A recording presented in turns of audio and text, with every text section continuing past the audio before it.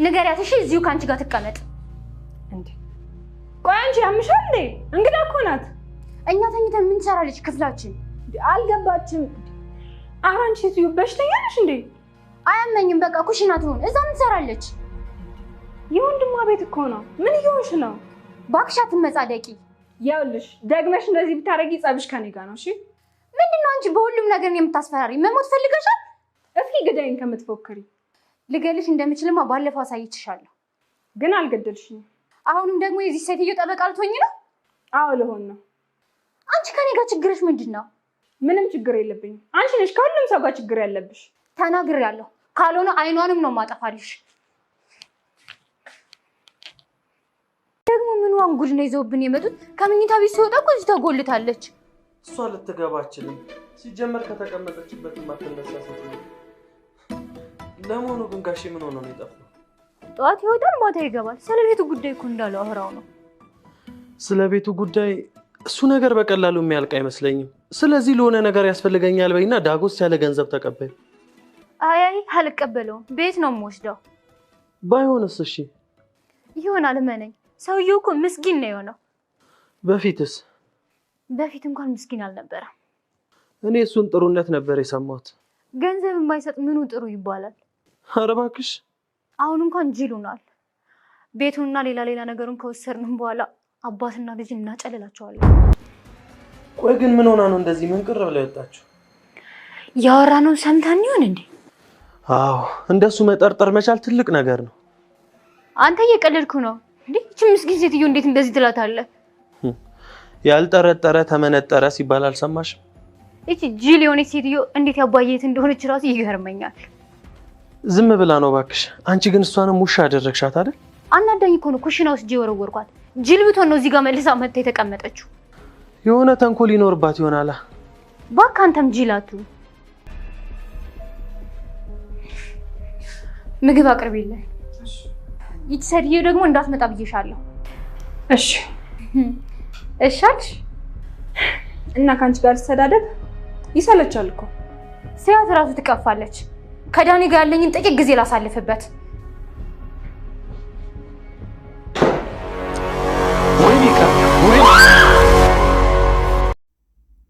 ካሌብ ባየው ነገር በጣም ተናደደ እንግዲህ ካሌብ እስከ ዛሬ ድረስ አባቱና ትሁት ሲነግሩት ምንም ነገር አልተዋጠለትም ነበር ትሁትንም በየጊዜው ቲና በምትነግረው ነገር እየወቀሳትና እየሰደባት ሲገኝ አባትየው ለምንድነው ራስህ ማትከታተላቸውና ራስህ ባይንህ በብረቱ የማትመለከተው ብለው ሲመክሩት እንዴት አድርጌ አባዬ ብሎ ሲል እሱን ለኔ ጣለው ብቻ አንተ ራስህን አዘጋጅ ለፈተናው ይሄን ሁሉ ባይንህ ለማየት ዝግጁ ከሆንክ እሱን ለኔ ጣለው ብለው ሲሉት እንግዲህ እሺ ብሎ ተስማምተው ነበረ ትሁትን እንዲሁም ቲናን ዳኒን እዚህ ቤት እኔ ሊሄድ ነው ልሳፈር ነው በጣም ቆያለሁኝ ነገር ግን ያባዬ እህት አክስቴ ትመጣለች ማየትም መስማትም አትችልም መናገርም አትችልም ብሏቸው ነበረ እንደዛ ሲሏት ምንም አልመሰላተም ብቻ ችግር የለውም አብሽር ብሎ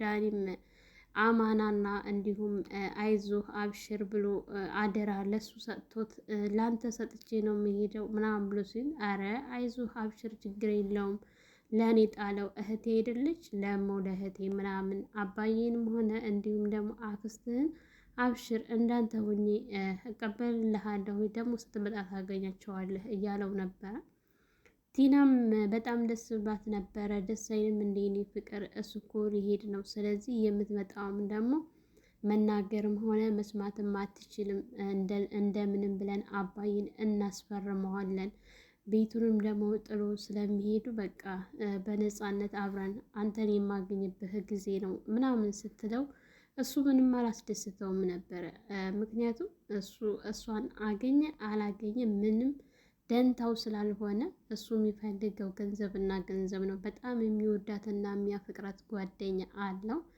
እንግዲህ ካሌብ ለትሁትም ሳይነግራት ትሁትም በቃ ልትሄድ ነው ማለት ነው ስትለው አዎ ልሄድ ነው ብሎ ሸኝቷት በር ድረስ በቃ ልሸኝ ስትል ተከትለው ነበር ነገር ግን ይነግራታል ብዬ ነበር፣ ግን ለእሷም አልነገርም። ሁሉን ነገር ባይኑ ማየትና መመልከት ስለፈለገ ያው እሱ ከወጣ በኋላ ለባብሶ ወደ ቤት ገብቶ ቲና እና ዳኒ ደግሞ እሱ ልክ እንደወጣላቸው የሚጠጣ ነገር አምጥተው ሙዚቃቸውን ከፍተው እየጨፈሩ ባለበት ሰዓት በር ሲቆረቆር ማን ነው ብላ ትሁት ስትወጣ ሴትይቱ ትመጣልኝ ስላላት እንዳላት ሁና ስትመጣ እንግዲህ በር ከፍታ አስገብታታለች።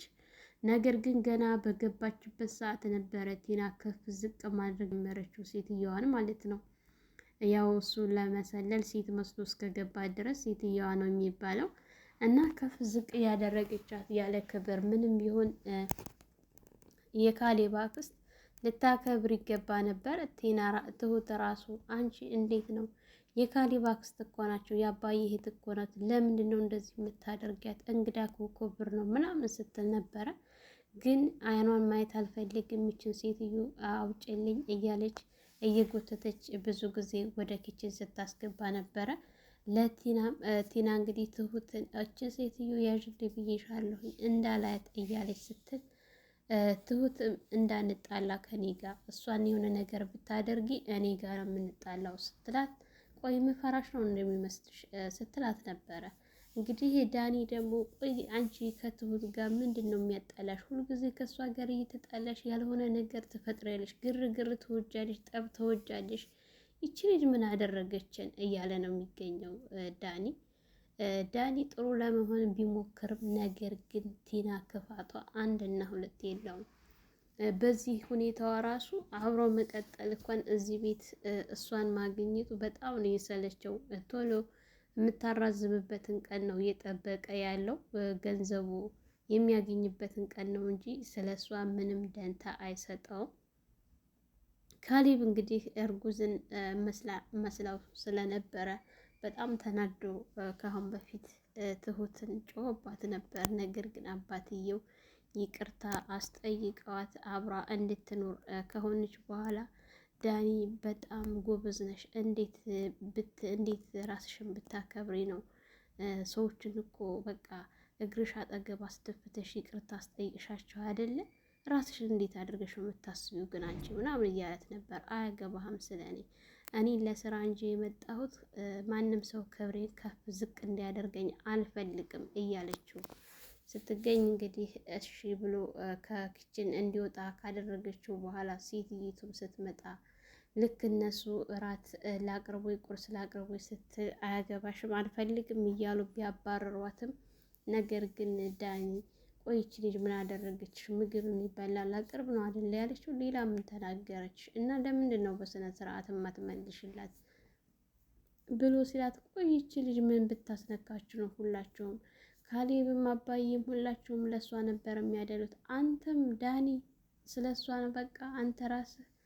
ቆይች ልጅ ምን አድርጋችሁ ነው? ምን አስነክታችሁ ነው ሁላችሁም ለእሷ የምትተባበሩት? እያለች ስትጮህ፣ እሷ ጋር ምን አገናኝሽ? ከቤት ሰራተኛ ጋር ምን አገናኝሽ? ለምን ክብርሽን ዝቅ ታደርጊያለሽ? ለምን እንድትከበሪ ራስሽን እንድታስከብሪ ለምን አትሆኝም? እያለ ቢመክራትም፣ ነገር ግን እኔ እሷን ትሁትን በጣም ነው የምጣላት፣ በጣም ነው የምታስጠላኝ። ብታስጠላሽም እሷ ከስራ ውጭ አይተሻል፣ በባለፈው እንደሄደች ሽሮ እንኳን አስተካክሎ ቤት ውስጥ የሚሰራ ሴት ጠፍቶ ምናምን በቃ በአንተ ቤት እያሸማቀቅኝ ነው ማለት ነው ምናምን ስትለው፣ እንደዛ ልል አይደለም ቲና በቃ እሷን እንድታያት ነው እያላት ነበረ። እንግዲህ ካሌብም ራሱን ማንነቱን ደብቆ ካሌብ በዚህ ሰዓት እንግዲህ ራሱን ደብቆ እየተከታተላቸው ይገኛል። ምን እያወሩ እንዳለ፣ ምን ሀሳባቸውን፣ እቅዳቸውን ሁሉ በዝርዝር እያየ ይገኛል። ምግብ ከበሉ በኋላ ምንም እንኳን ገትታ ብታስወጣትም ቲና እና ዳኒ ወደ ምኝታ ክላስ ገብተው ነበረ።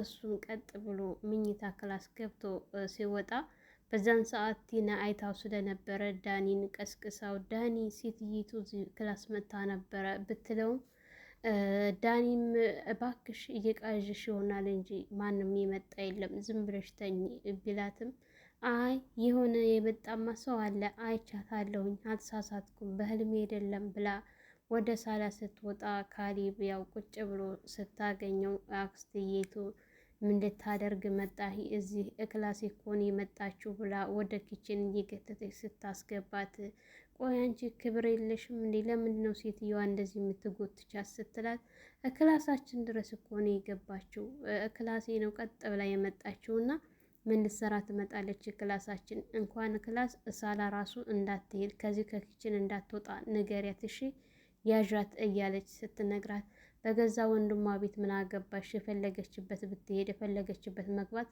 መብቷ ነው ስትላት፣ እና ታዲያ እኛ ክላስ ተኝተን ምን ልትሰራ ነው የምትመጣው? ክላስ እንዳትመጣ ነግሬሻለሁኝ እያለቻት ባለበት ሰዓት፣ እንዲሁ ምን ጉድ ነሽ ለእንግዳ እንኳን ክብር የሌለሽ እያለቻት ትሁት እነዛ ስትላት፣ ያው እነሱም ሁኔታውም በጣም አስፈርቷትም ተደናግጣም ነበረ።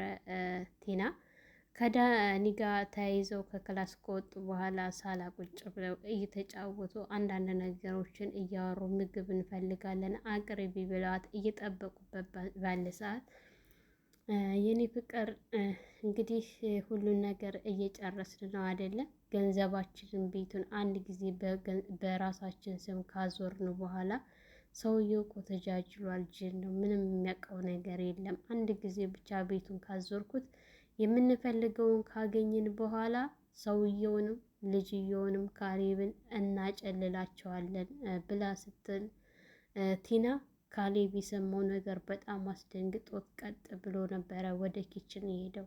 ወደ ኪችን ከሄደ በኋላ እሱ እየተዟዟረ ባለበት ሰዓት ዳኒ ቆይ ምሁኑ ነው ሰውየው ሴትየዋ ተንስታ የሄደችው ሰምታን ይሆን እንዴ ስትለው፣ አዎ እንደሱ መጠረጠር ጥሩ ነው። አሁን ጠረጠርሽ ገና እንደዚህ ነው በቃ ብሎ ሲላል፣ እንዴ አንተ ደግሞ እኔ እየቀለድኩ እኮ ነው። ምን ነው አመንከኝ እንዴ? ሴትይቱ እኮ መስማት አትችልም፣ ማውራትም አትችልም። ስለዚህ ምንም አታስብ፣ አትፍራ ስትለው፣ ቲና ሁሉንም ነገር መጠራጠር ጥሩ ነው፣ ብትጠራጠሪ ነው የሚሻልሽ። ይልቅስ እሷ ፊት ምንም ቢሆን ማውራት አልነበረብንም፣ መጠንቀቅ አለብን እያለ ሲላት፣ ባክህቺ ምንም አሰማም ምንም የምትሰማው ነገር ስለሌላት ማውራትም ስለማትችል፣ ስለዚህ ለእሷ አትፍራ፣ አታስብ። ሲጀመር ደግሞ እዝቻ አትመጣም ብላ ወደ ኪችን ገብታ ሴትየቱ ምን ሆና ነው እየዘለለች የመጣቸው ስትል፣ አይ እኔ ምንም የማውቀው ነገር የለም። ቆይ ምን አድርገሻት ነው? ምን ብለሻት ነው ስትል፣ እኔ ደግሞ ምን አድርጋታለሁ ብላ ነበረ እየተቆጣችው ማለት ነው። ምግብ እንፈልጋለን፣ ምግብ አቅርብልን። ሲቀጥል ደግሞ ሴትየቱ ወደዛ ወደ ሳላ የሚባል እንዳትመጣ ብላ ማስጠንቀቂያ ሰጥታት ስትሄድ ለትሁት፣ ትሁትም ቆይ አንቺ ግን አላበዛሽውም እንዴ? በገዛ ወንድሟ ቤት ምን አድርጌ ነው የምታያት? ሴትዮዋን ገና ከመጣይ ጀምሮ እኮ ይዘሻታል። እንደው ለእንግዳ እንኳን ክብር ቢኖርሽ ምን ችግር አለው እያለቻት ስትላት፣ አሁን ወሬ አልፈልግም ምግብ አቅርብ ስትላት፣ እሺ ኧረ እሺ አልሽኝ ስትላት፣ እና ምን ልበልሽ? ቆይ ከአንቺ ጋር ሁልጊዜ መነዛነዙ አይደክምም እንዴ? እኔ ደክሞኛል እና ምን ልበልሽ? ምን እንደልሽ ነው የምፈልጊው ስትላት፣ አዎ እንደሱ እሺ ብትይ ነው የሚያዋጣሽ እንጂ አለበለዛ ምን እንደማደርግሽ ታውቂያለሽ ስትላት፣ ምን ታደርጊያለሽ አንቺ ስትላት፣ የማደርግሽንማ ታውቂያለሽ፣ በባለፈው ምን እንዳደረግኩሽ እገልሻለሁ ስትላት፣ አዎ አንቺን ማለት ገሌ ነበር፣ ነገር ግን አልተሳካልሽም፣ አልገደልሽኝም፣ መግደል አትችይም እያለቻት መከራከሩ ይበቃናል። አሁን ልቅስ ምግብ ነው የምትፈልጊው አይደል ስትላት፣ አዎ ምግቡን ይዘሽ ነው ቶሎ ምግቡን እንፈልጋለን።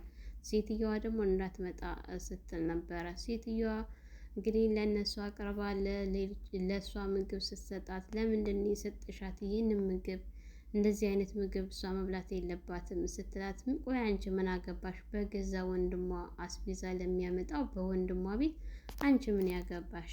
እያለች ስትጮህባት፣ ቆይ ለእሷ መስራቱ እንዲህ አይነት ምግብ መስጠቱ ምን አግባብ ነው? እያለች ስትጮህ ነበር። አያገባሽም፣ አይመለከትሽም አልኩሽ። እኔ እዚህ ቤት እስካለው ድረስ ነው አንቺ መኖር የምትችይው። ማንም ሰው ደግሞ ሊያስገድደኝም ሆነ ሊያስወጣኝም አይችልም። ካስወጣኝም አባዬ ነው። እኔ ከወጣው ደግሞ ካሌብ እኔን ቢያስወጣ ካሌብ ራሱ ወጪ ነው ስትላት፣ መብት እንደሌላት ስትነግራት ቀጥ ብላ ነበረ እየገባችው። ነገር ግን ካሌብ በሰማው ነገር በጣም ነበረ ግራ የተጋባው። በዚህን ያክል ቲናን አይጠብቃትም ነበረ። ምክንያቱም እንግዲህ ከአሁን በፊት እርጉዝ ነኝ ልጄን አስወረደችብኝ ትሁት ብላ ከትሁት ጋር ራሱ አጣልታው ነበረ። አባትየው ግን እሷ ብዙ ነገር ስታደርግ ስላዩትና ሁሉን ነገር ባይናቸው የሚሰሙት ወሬያቸውንም ሆነ ባይናቸው ብዙ ነገር ያዩት ነገር ስላለ አላመኗትም ነበረ። እሱን እንዲፈትሽ ራስህ አንተ እውነታውን ድረስበት፣ እኔ ስራውን እሰራለሁኝና አንተ እቤት ውስጥ ሆነህ ሁሉንም ነገር በአይነህ መመልከት አለብህ ካሉት በኋላ እሺ አባዬ ብሎ ስራውን በአግባቡ ጀምሯል። ነገር ግን ካሌብ ገና በአንድ ቀን ይሄን ያክል ከሆነ ትንሽ ቢቆይ ራሱን ነው የሚስተው ማለት ነው። ምክንያቱም አባትየው ስንት ነገር አሳልፏል። ትሁት ስንት ነገር አሳልፋለች። ትሁትን አለ ስሟ በድሏታል፣ ገፍቷታል። ብዙ ነገር ነው ያደረጋት ካሌብ ማለት ነው ለቲና ግዞ። ምናልባት እኮ ቲና እንደሷ ሀሳብና እንደሷ እቅድ ዛሬ ላይ አባትየውን በህይወት ላይኖሩ ይችሉ ነበር። ከሱም አልፎ ደግሞ እሱ ካሌብ ራሱ መጨረሻው አያምርም ነበረ። አባትየው በህይወት እንዲኖር ያደረገችው እንደምንም ብላ ከሷ ጋር ብዙ መከራ አሳልፋ ትሁት ናት እዚህ ያደረሰችው አባትየውን ማለት ነው። ካሌብ ትሁትን በምን ቃል ሊያመሰግናት እንደሚችል አላቅም። ይህን ነገር በአንድ ቀን እንኳን ራሱ ያየው ይህን ያክል ያሳበደው ትንሽ ጊዜ እንኳን ቢታገስ ብዙ ነገር በአይኑ በብረቱ እንደሚያይ ይህን ነገር መታገስ የማይችል ነው ካሌብ።